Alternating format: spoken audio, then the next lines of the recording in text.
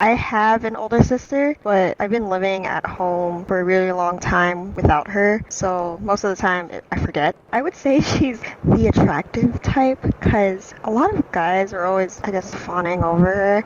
She threw herself at these guys. There was this one time, it was second grade for me, literally middle of the night, and my parents were yelling. I shared a room with my sister and I realized she wasn't home yet. All I remember is that they called the cops. Later on, I found out from my dad that she was just with a guy in the neighborhood just chilling. She actually left for our home country when I was 8. She just wasn't respecting my parents or obeying them, and my parents sent her back to the home country. And I just remember when I was at the airport, I was crying because I had no idea what was going on, and I didn't know how long she'd be there. We would call on Yahoo Messenger. Little did I know she was going to be there for how long? 1, 2, 3. She came back when I was 13, so she was there for 5 years. At one point, I actually came to visit my home country with my mom. When we first saw her, like, it was a surprise visit. She saw us and she just started crying, saying, "I'm sorry." She didn't really spend time with me still.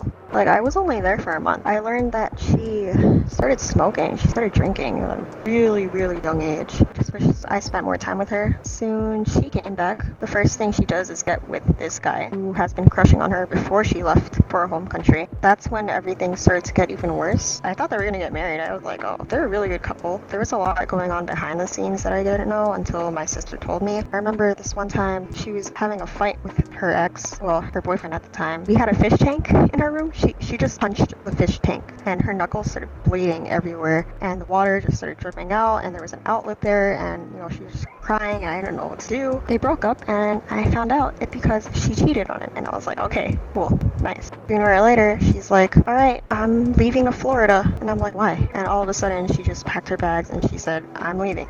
She wasn't even in Florida for a long time because she started calling me crying, saying, hey, I got kicked out of the house that I was living in with him. We broke up with each other. He cheated on me. And right now I'm on the streets. I don't fucking care. I'm gonna become a prostitute. I don't know what to do anymore. In my head I was like, oh my god, put yourself into this mess. Was the Florida boyfriend and her boyfriend before she moved to Florida the same guy? 2 different guys. Oh, okay. My sister is a pathological liar. She comes to me when she needs me. It's a terrible relationship. My sister comes back thanks to my aunt. She paid for the flight back. She ended up staying at my aunt's house. Why? Because she didn't want to tell my mom. She wanted my mom to think that she was still in Florida. And I was like, okay, you do you.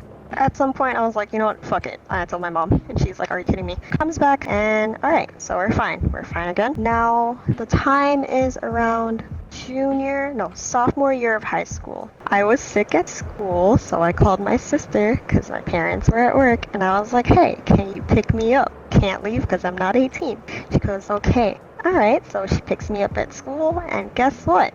She says, I met a guy on the train. He was so cute. Blonde and he had blue eyes and I was like, okay. And she goes, he wrote on his phone, I think you're beautiful, and showed it to me as we were on the train. And I was like, okay, so what about it? And she goes, we exchanged numbers. I thought he was cute too.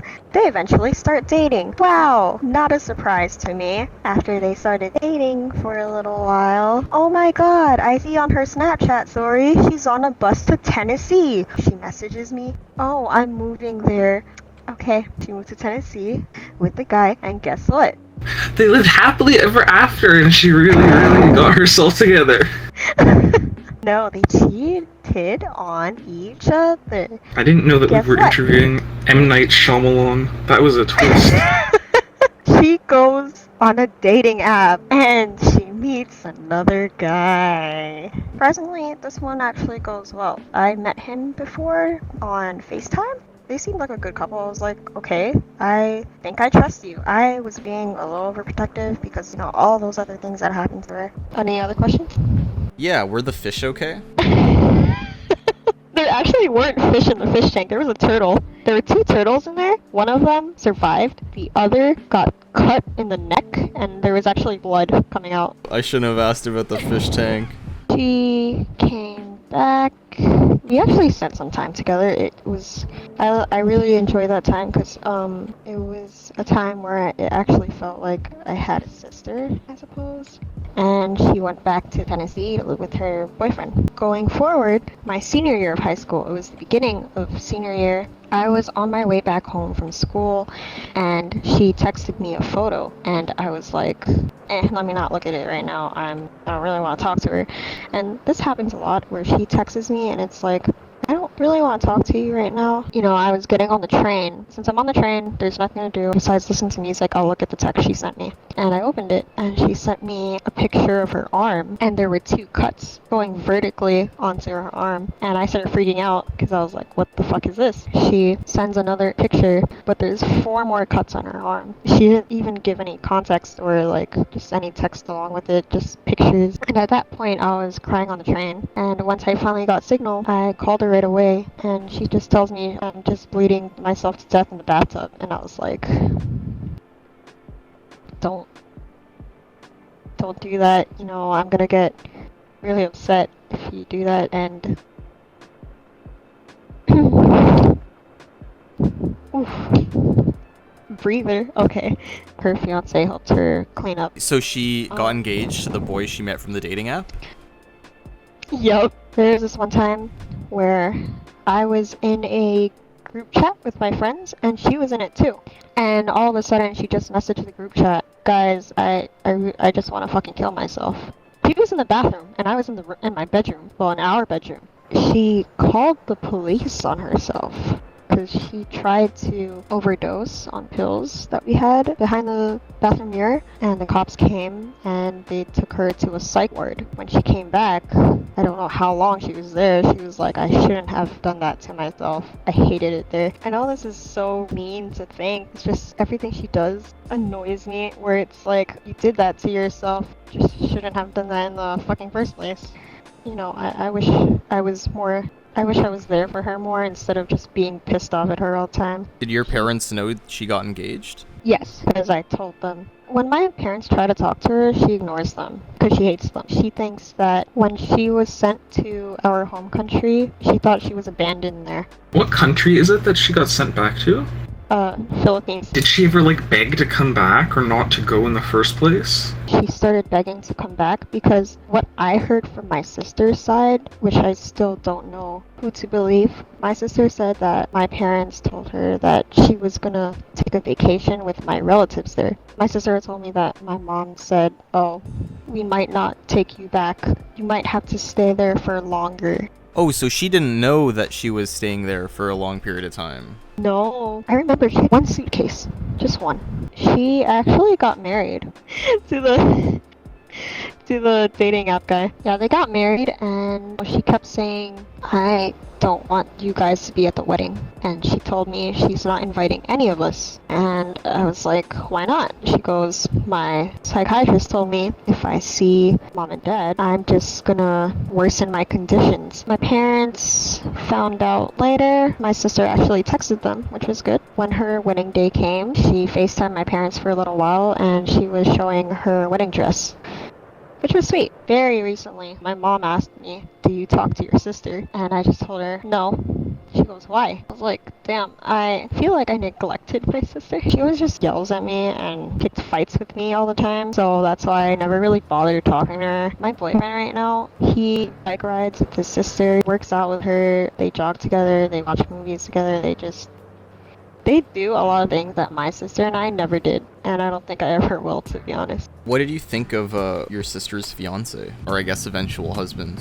My sister banned me from talking to him because I found out she lied to him. She said to her fiance at the time, we were living in a fancy house. She basically lied saying that we were richer than we are and that we are financially stable. She lied a lot about the family.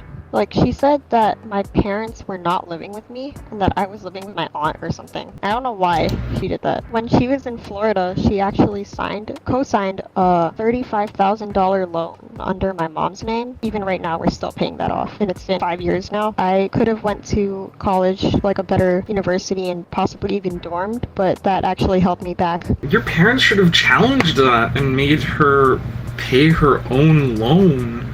She stole from them. And you. Do you know what her time in the Philippines was like? My relatives went to the Philippines to visit my family. What I heard from my sister This was before she moved to Florida and everything like that. Yeah, before everything. You know, she was in the bedroom at my grandma's house, and my uncle comes in. She was sexually harassed by my uncle, and she started yelling for my cousin's name, but the door was locked. My cousin tried to help, and you know, she kicked him off. Later on, she tried to tell my aunt, your husband just did this. She went to my cousin. She's like, you were there, you witnessed it. Didn't you hear what was going on? And my cousin said, no. She's lying. That's what caused some drama in my family. My aunts and uncles were starting to blame my parents and go against them, saying, oh, you know, you shouldn't have even left her there. There was Philippines aunt, and then there's New York aunts? Yeah, I guess you could say that. How did you feel being in like your safe apartment in New York City and just hearing all of these horror stories from your sister over and over again? It's just a lot of, I just wish she wasn't there in the first place. I feel like she could have been a lot better here, you know. Sending her there was not really any discipline at all. In fact, it just made her worse. You know, we could have been closer here. I feel like we could have been a lot happier. There's nothing we can really do to turn back time. Why do you think you and your sister turned out so different? Oh, that's a good question. Because of her, because of all that she's done, I learned not to do what she does. For example, she skips class. I tell myself, I don't want to be like that. Go to class. My sister even told me herself, you're the better daughter. I was like, no, don't say that. I don't like comparing. She just explicitly goes, you're the better daughter. Mom and dad love you more. And, you know, just don't be like me. My dad, he's the hardest to talk to, mainly because I don't speak Filipino. I understand it really well, but when it comes to speaking, I just can't. And my dad tends to misunderstand a lot of what I'm saying. So he either ends up yelling, and my mom's like, she's not even saying what you thought she said. Also, when I argue with my mom, my dad kind of pushes himself in, so it makes it kind of worse. They're actually not harder on me. They gave my sister a curfew all the time. They never let her really go anywhere. Actually, ever since I ran away from home because of all that happens and the fact that I just hated being home, they became a lot more lenient. Like now I can stay out wherever I want, whenever I want. Even though I actually gained some benefit from it, I don't like what I did. It was really selfish of me to do.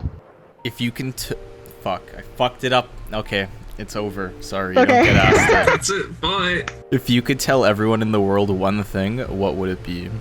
If you're going through a really tough situation, don't focus on what went wrong because, you know, there's nothing we can really do to change the past. The goal you should set for yourself is how can I better myself? How can I learn from this and make sure that my life isn't the way it was before?